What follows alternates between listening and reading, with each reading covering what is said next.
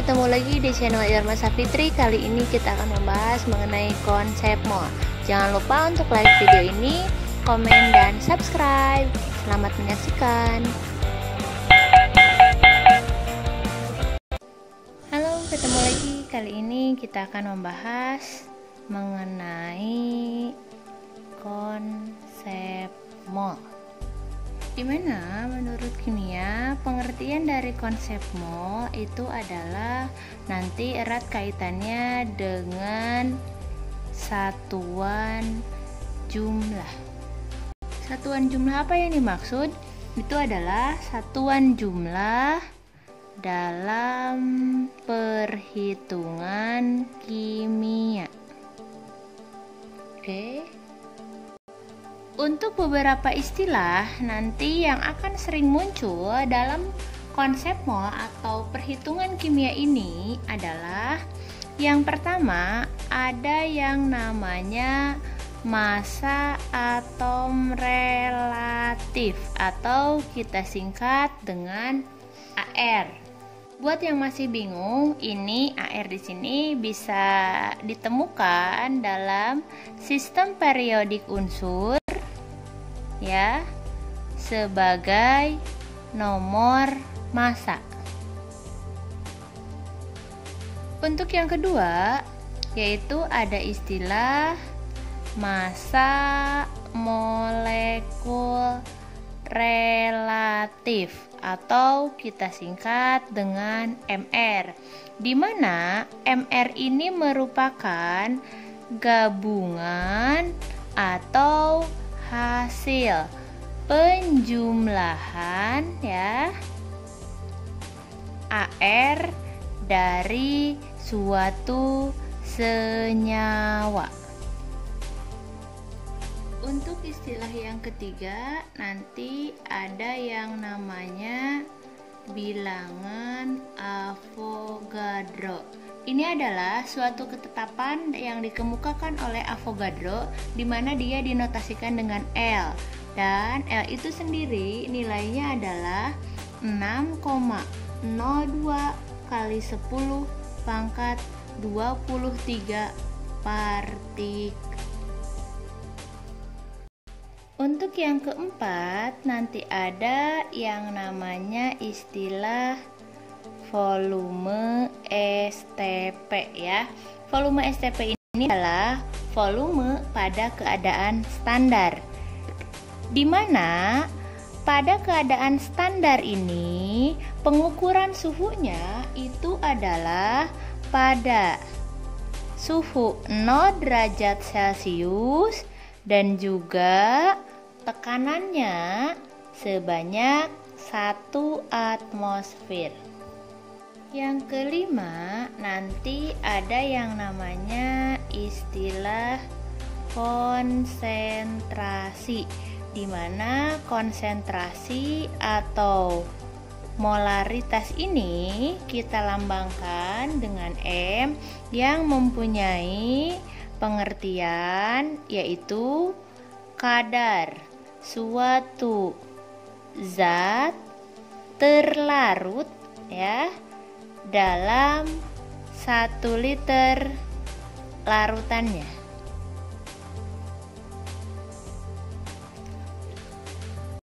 Nah, jadi ini adalah kelima istilah yang nanti akan kalian temui ketika kita membahas mengenai konsep mol. Selanjutnya kita ke rumus ya. Rumus nanti ini yang akan kita temui dalam perhitungan konsep mol. Oke, yang pertama itu nanti adalah kalian akan menemukan hubungan antara mol dengan jumlah partikel atau kita singkat dengan JP, di mana rumusnya mol sama dengan JP per L. Seperti ini ya. Nah, kita sudah tahu kalau nilai dari L itu sendiri adalah 6,02 kali 10 pangkat 23 partikel. Selanjutnya, untuk yang kedua adalah hubungan dari mol dengan massa molar. Ya, massa molar di sini bisa dia berupa AR atau dia berupa MR. Dan rumusnya itu mol sama dengan gram per AR kalau dia merupakan unsur, dan mol sama dengan gram per MR ini kalau dia berupa senyawa. Nah, jadi nanti seperti ini ya. Jadi ini untuk unsur dan ini untuk senyawa. Untuk yang ketiga itu adalah hubungan antara mol dengan volume molar. Ya, volume molar, jadi nanti ini akan melibatkan volume pada keadaan STP.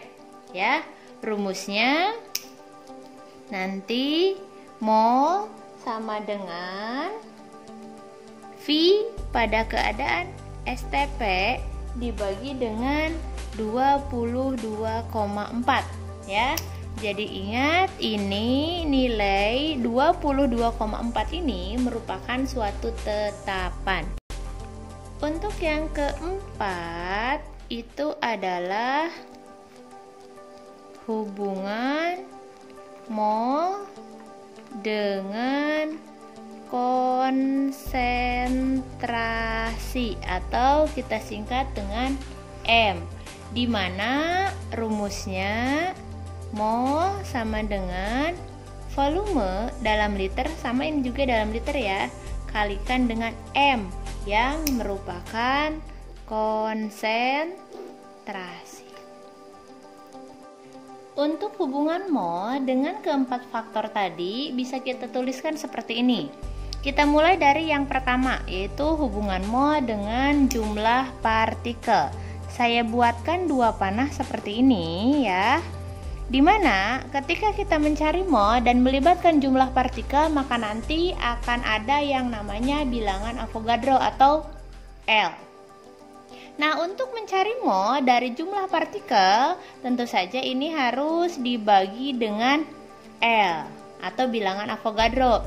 Dan kalau mencari jumlah partikel ternyata kita hanya punya mol saja, maka tinggal tulis saja dikalikan dengan L atau bilangan Avogadro seperti ini. Untuk yang kedua yaitu hubungan mol dengan massa molar. Massa molar di sini satuannya itu adalah gram ya. Jadi nanti akan melibatkan AR atau MR.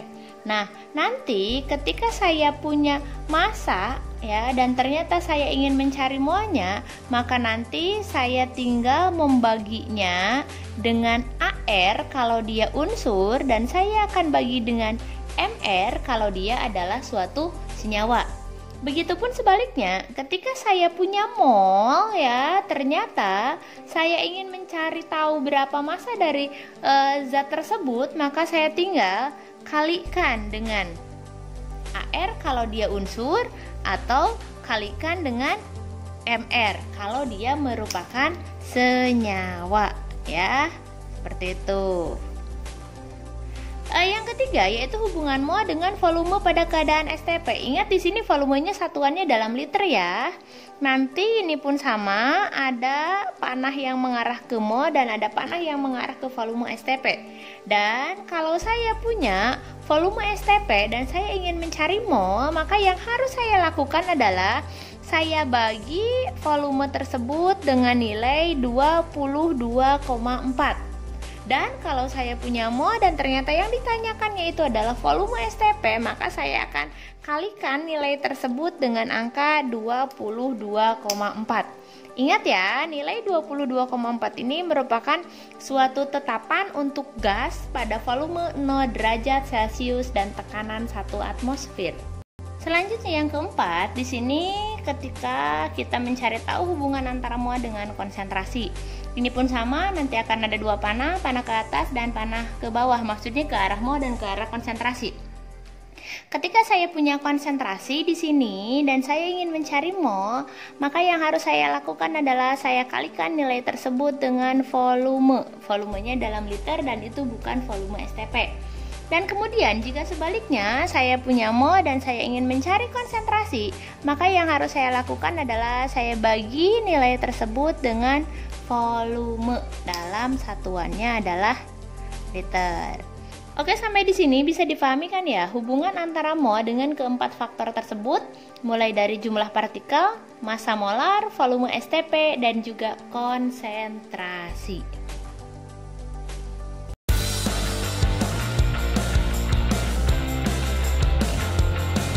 Terima kasih, sampai jumpa di video part